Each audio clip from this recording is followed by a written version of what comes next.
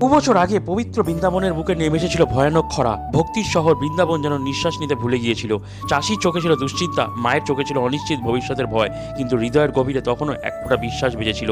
ঠিক তখনই গ্রামের পথে এসে দাঁড়ালেন এক প্রবীণ বৈষ্ণব, গলায় তুলসীর মালা, চোখে অপার শান্তি। তিনি যেন সময়ের বাইরে থাকা একজন সাধু। সাধু বললেন, আজ রাতে নিধিবনের পাশে বসে কীর্তন করো, কিছু চাইবে না, শুধু নাম নাও, রাধে রাধে। গ্রামবাসীর অবাক হয়ে তাকিয়ে রইল। রাত নামলো, প্রদীপের আলোয় শুরু হলো কীর্তন, রাধে রাধে শ্যাম শ্যাম। হাওয়াতেও যেন সেই নাম ভেসে বেড়াতে লাগলো। নিধিবনের গাছগুলো অদ্ভুতভাবে নড়ছিল, ভেসে এলো বাঁশির সুর, কারণ বিশ্বাসী ছিল তাদের শক্তি। ভোর হতেই হঠাৎ একজন চিৎকার করে উঠল। শুকনো মাটির ওপর ফুটে উঠেছে ছোট ছোট পদচিহ্ন, সেই পায়ের ছাপ থেকে ঝরছে স্বচ্ছ জল।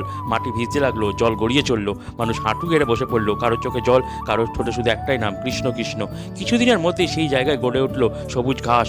যেখানে ছিল খরা সেখানে ফিরল প্রাণ। গ্রামবাসীরা বুঝলো স্বয়ং ভগবান এসেছিলেন। আজও কৃষ্ণ থাকে ভক্তির মধ্যে, বিশ্বাসের মধ্যে। আপনি যদি শ্রীকৃষ্ণের এই লীলায় বিশ্বাস করেন, লাইক আর সাবস্ক্রাইব করুন।